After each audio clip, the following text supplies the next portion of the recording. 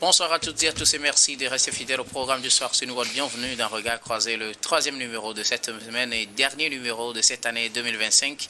Encore 4 sujets à aborder avec nos invités. Une émission essentiellement rétro de l'année 2025. Notre premier sujet concerne l'Afrique 2025, l'année de la Gen Z.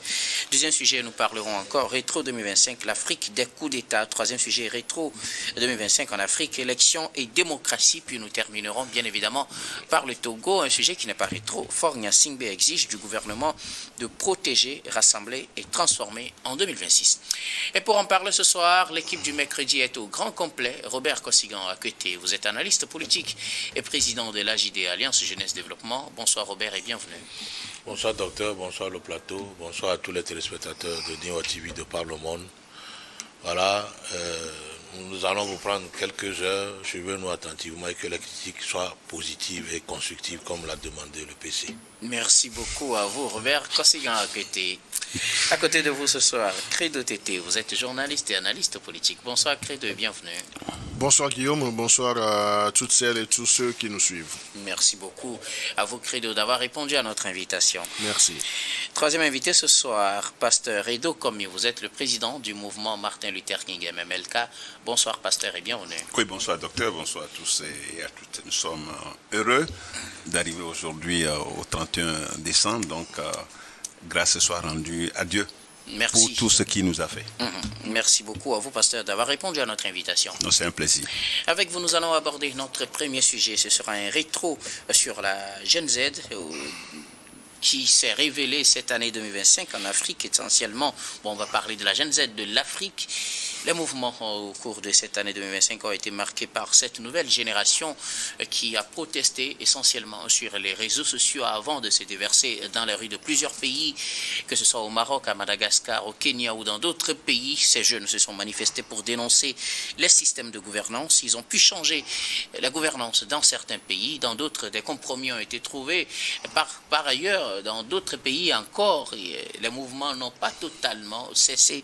On va essayer de refaire le tour avec nos invités. Sur ce point, je voudrais bien commencer par vous, Robert Kossigan, que peut-être on ne pourra pas toucher tous les pays qui ont connu des manifestations. Il y a le Nigeria, il y a le Kenya, il y a le Maroc surtout, avec les négociations qui ont été enclenchées par le roi lui-même, et aussi Madagascar, où finalement ces manifestations ont abouti au renversement du pouvoir du président malgache. On a finalement des militaires du Cap-SAT qui ont pris le pouvoir, qui ont formé leur gouvernement. La Gen Z qui finalement, dans certaines mesures, a pu obtenir peut-être les gains de cause. Le temps nous permettra de le savoir. Robert Kossigan à côté. Oui, il faut dire qu'en 2025, et même avant, l'Afrique a connu alors des mouvements parfois qui ont dégénéré et ont emporté certains pouvoirs en place. Et pourquoi je dis même avant 2025? Si nous prenons même le Nigeria, le Kenya, par exemple, oui. C'est des pays qui ont connu cette manifestation et même le depuis 2024. Oui. Oui, le terrorisme, c'est une forme de Gen Z. Parce que, oui, parce que, vous savez, c'est les mêmes causes qui, peut-être d'une manière plus désespérée, ont conduit des gens à devenir des terroristes. Parce que quand les jeunes n'ont pas... Ils ont les diplômes, ils sont bien formés, mais n'ont pas de boulot. Voilà. Et donc, quand quelqu'un n'a pas de boulot, ça veut dire qu'il n'a pas les sous. Alors, il est facilement manipulable par celui qui a les sous. Et souvent, c'est pratiquement les mêmes bobbies, sauf que ceux qui sont devenus des terroristes sont plus désespérés, ont été achetés vite. Mais aussi les politiques. Quand les politiques n'ont pas l'offrande vite, c'est-à-dire quand ils n'ont pas une nomination et où ils ne se retrouvent pas sur une liste électorale, ils manipulent facilement les jeunes. Voilà, tout en leur faisant des promesses démagogiques. Si vous battez le macadam, si on arrive à faire tomber alors le pouvoir en place, vous aurez ci, vous aurez ça. Et puis, les gens, puisqu'ils sont à la maison, ils ne font rien, se disent, ok, allons-y. Si ça peut donner quelque chose, c'est bon. Et souvent, c'est au péril de leur vie. Il faut aussi dire que c'est vrai que ça leur permet, parfois, ils ont la chance de démettre voilà, le pouvoir en place. Et quand ça tourne au vinaigre, c'est eux qui payent ça de leur vie ou... voilà, ils sont emprisonnés, voilà, ils sont blessés, ils sont emprisonnés, parfois même d'autres, des gens meurent. Donc je dis, en Afrique, on l'a connu au Nigeria, on l'a connu au Kenya, on l'a connu au Madagascar, et il y en a d'autres. Même au Togo ici, il y avait eu ça, le M66, tout dernièrement. On a vu tout ce que ça a créé au Togo. Donc, mais ce n'est pas fini. Je dis, aujourd'hui, l'Afrique est assise sur une poudrière. Et cette poudrière s'appelle la jeunesse. D'abord, le déclencheur de cette bombe-là, c'est l'emploi et le chômage. C'est-à-dire que quand il n'y a pas d'emploi, quand le taux de chômage alors est trop élevé, c'est un déclencheur de cette bombe. Donc je dis, il va falloir que tous les États prennent en charge alors l'emploi et la formation des jeunes. En Europe, on voit que même si la personne n'a pas de diplôme, l'État pense à lui. Et souvent, sont eux les ouvriers dans les usines et tout. Et il faudrait que l'emploi ne soit pas qu'on ne colle pas l'emploi à une couleur politique. Alors, Robert Kosiga, que tu peux y aller très rapidement. Que retenez-vous de ces manifestations pour le cas, par exemple, de Madagascar, où tout est parti des contestations du système sanitaire et aussi éducatif, du manque d'électricité et d'eau qui a conduit ces manifestants à manifester, et puis jusqu'au renversement du pouvoir d'André Rajoelina? Oui, je l'ai dit tantôt. C'est-à-dire que quand le pouvoir en place, ou nos États, ne pense pas à mettre les services de base alors au service de la population. Quand il n'y a pas d'issue pour s'éduquer, pour se nourrir, pour se soigner, pour se vêtir, il y a problème. Merci beaucoup. Donc, il va falloir que nos États travaillent à trouver les 5 bonnes réponses pour alors la vie. Voilà. Merci beaucoup à vous, Robert Kosiga, que tu écris d'OTT. Ce mouvement, ou bien cette nouvelle génération, qualifiée Gen Z ou Gen Z, ça dépend, est caractérisée par l'organisation de ces contestations, d'abord sur les réseaux sociaux, TikTok, Instagram, où ça dépend du réseau le plus répandu dans le pays. Et puis finalement, ces jeunes se déversent dans la rue. On en a connu dans plusieurs pays sur le continent. Je donnais tout à l'heure l'exemple de Madagascar, où ils ont poussé jusqu'au renversement du pouvoir d'André Rajoelina. Au Maroc, finalement, le roi a promis de reprendre la situation en main, une augmentation du budget de 2026 avec 16% d'augmentation sur les charges imparties ou bien les frais, ou je dirais les quotas impartis plutôt à la santé et à l'éducation. Oui, il faut dire que c'est vrai, c'est l'année de la Gen Z, mais cela a permis beaucoup plus à la face de l'Afrique de se rendre compte des limites des hommes politiques, sinon des professionnels de l'opposition qui, à un certain moment, ont démissionné par leur silence sur les sujets assez brûlants. Vous avez vu que sur les réseaux sociaux, lorsque ces jeunes se sont constitués, ces jeunes ont essayé de contextualiser leurs besoins de l'heure. Et en contextualisant, en faisant de la communication, en faisant du marketing politique autour de ces besoins primaires des populations, cela a reçu non seulement l'assentiment de la jeunesse de ces pays, mais cela a permis également de se rendre à l'évidence que, au-delà des aspirations politiques, les professionnels de la politique ou bien de la classe politique de l'opposition ont exprimé un tant soit peu leurs limites dans la quête de solutions aux problèmes qui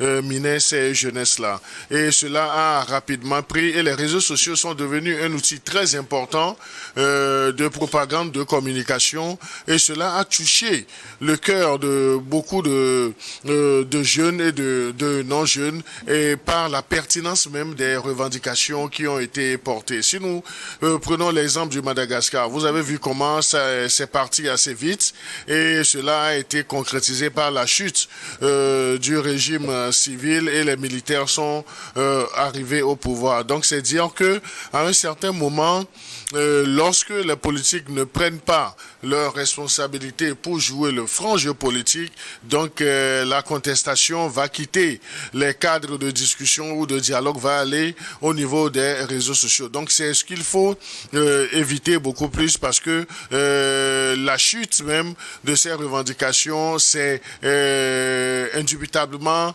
la prise du pouvoir par les hommes en tenue. Donc il va falloir qu'on puisse également décourager ces types, ces moyens ou bien ces canaux de prise de pouvoir. Mais lorsque l'homme politique qui doit placer l'humain au centre de toutes les actions sociopolitiques de développement n'arrive pas à le faire. Donc on dit, lorsque vous n'arrivez pas à pratiquer le pouvoir se retrouve dans la rue et dans le cas d'espèce, un temps soit peu, le pouvoir s'est retrouvé contesté sur les réseaux sociaux. Et ce n'est pas seulement au Maroc, c'est dans bien d'autres pays que cela s'est exprimé. Et je crois que nous sommes à quelques heures de la nouvelle année. Il va falloir que les acteurs sociopolitiques de tous les pays africains tirent des leçons de cette année de la Gen Z pour essayer de redéfinir les priorités de l'heure, comme l'a fait le président du Conseil togolais. Nous reviendrons là-dessus. Comment appréciez-vous la réaction des différents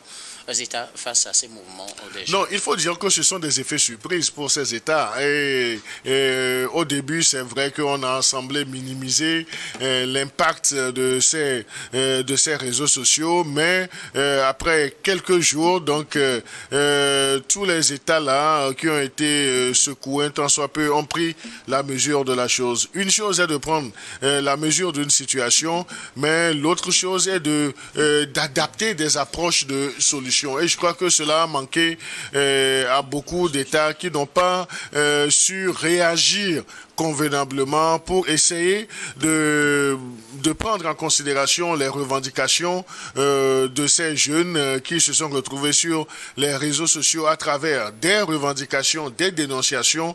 Parce que vous savez, pour résoudre un problème, il faut domicilier le sujet. Et lorsque vous arrivez avec toute l'humilité qui s'y est à prendre le sujet à bras le corps, donc vous avez déjà à 30% envisagé une issue heureuse. Mais lorsque vous trouvez dans une autre posture où vous faites constamment la sourde oreille, vous risquez d'être surpris. Maintenant, est-ce qu'il faut faire la promotion de la Gen Z dans nos pays? Je ne puis le dire sur ce plateau, mais inviter les gouvernants à prêter une oreille attentive aux revendications sociopolitiques, surtout aux aspects qui touchent la jeunesse, qui est normalement le socle de tout le levier de développement. Merci beaucoup. À vous, Credo Tété, Pasteur Edo, plusieurs pays africains auraient été marqués cette année par ce mouvement de jeunes. Bon, peut-être partout on ne les a pas appelés Gen Z, puisque les mouvements ont différents noms. Au Maroc, plutôt. Au Maroc, par exemple, c'est Gen Z 212, par exemple, mais ça n'a pas pris le même nom partout. Mais on a vu des manifestations qui ont commencé sur les réseaux sociaux et qui ont terminé dans la rue dans plusieurs pays, que ce soit le Kenya, que ce soit le Maroc, que ce soit Madagascar, mais également on en a eu au Togo. Je ne sais pas s'il faut les classer aussi dans cette catégorie. Vous m'en direz tout à l'heure. Que retenez-vous de cette année avec ces manifestations? Non, c'est tout à fait évident. Quand vous prenez aujourd'hui la démographie en Afrique, la jeunesse est la couche la plus majoritaire, c'est le maillon le plus majoritaire. Et donc cette génération-là, il faut même remonter même dans les années 10 ans plus tôt, il y a le printemps arabe. Le printemps arabe, que ce soit en Tunisie, en Algérie, en Égypte, c'est la jeunesse qui était devant. C'est la mobilisation de la jeunesse donc qui a fait chuter ces dirigeants. Donc aujourd'hui, la génération Z, elle a fait parler d'elle plus au Madagascar, où ils ont donné le nom de génération Z. Dans les autres pays, c'est vrai, c'est la mobilisation de la jeunesse. On a senti que cette jeunesse-là doit être prise en compte. Malheureusement, elle est marginalisée. La jeunesse est marginalisée. On fait croire à la jeunesse qu'elle est l'avenir qu'elle est l'avenir d'un pays. Hein. C'est l'espoir du pays, enfin, du pays pour le demain, pour l'avenir. Mais on ne lui apporte pas de solution. Donc on le fait seulement miroiter. La jeunesse est l'avenir d'un pays. Ça s'arrête là-bas. Mais qu'est-ce qu'on fait? Quelles sont les mesures qu'on prend pour pouvoir promouvoir cette jeunesse-là, où quand on voit encore que les pouvoirs sont encore gérontocratiques, c'est des vieux qui sont au pouvoir, des gens à 96 ans qui sont encore aux affaires, 80 ans qui sont encore aux affaires, mais on fait miroiter à la jeunesse quel est l'avenir du pays. Vous convenez avec nous qu'à un moment donné, ces jeunes ne sont plus numériques, tandis qu'ils sont sur les réseaux sociaux, et donc avec la mobilisation, ça prend. Et surtout, aujourd'hui, les défis auxquels ils sont confrontés, les défis d'emploi et d'éducation, et surtout sur le plan social. Donc, il faut s'attendre à cela.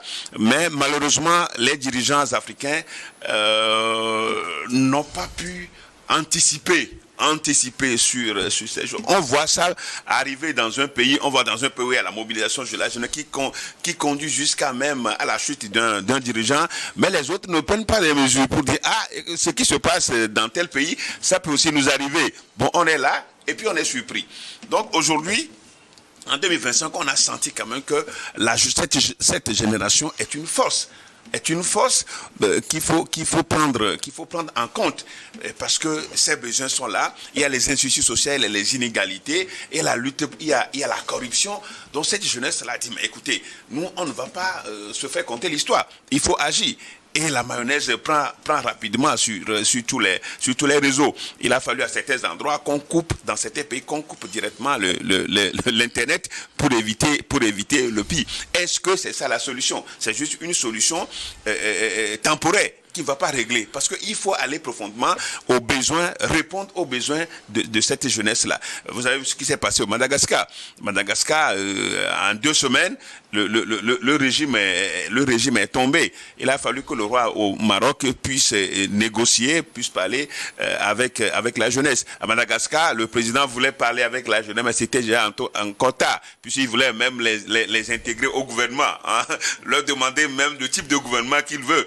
Mais il n'avait jamais pensé à cela. C'est dans la crise qu'il a compris que cette jeunesse-là est une force. Donc aujourd'hui, en 2025, la jeunesse s'est fait parler. La jeunesse a fait parler d'elle et elle continuera de faire parler d'elle si les dirigeants ne prennent pas des mesures à la base pour impliquer cette jeunesse-là, pour que ça soit vraiment la véritable pépinière, pour que demain, après les générations, que d'autres puissent assumer la relève. Ça n'a pas été le cas. Donc, les régimes sont tombés, notamment le Madagascar. Au Togo, on a vu ce qui s'est passé. La jeunesse, depuis le 6 juin, on a vu ce qui s'est passé. Bon, dans cette mobilisation-là, elle doit parler aux dirigeants pour qu'on puisse entreprendre des négociations, des échanges avec cette jeunesse-là, parler avec la jeunesse et lui dire ce qui est en train d'être fait, ce qui peut être fait, et les motiver à ce qu'ils soient des adultes de demain en Afrique. Donc cette jeunesse-là, elle est exigeante, elle va continuer par exiger. Si rien n'est fait, les années à venir, bon, on verra encore cette jeunesse-là qui n'est pas toujours satisfaite, qui sera au premier rang dans les manifestations et dans les mobilisations populaires contre les régimes qui ne veulent pas tracer la route à la voie de salut à cette jeunesse-là. Merci beaucoup à vous tous pour vos contributions. Nous allons marquer la première pause, puis on reviendra tout à l'heure pour la suite de cette émission.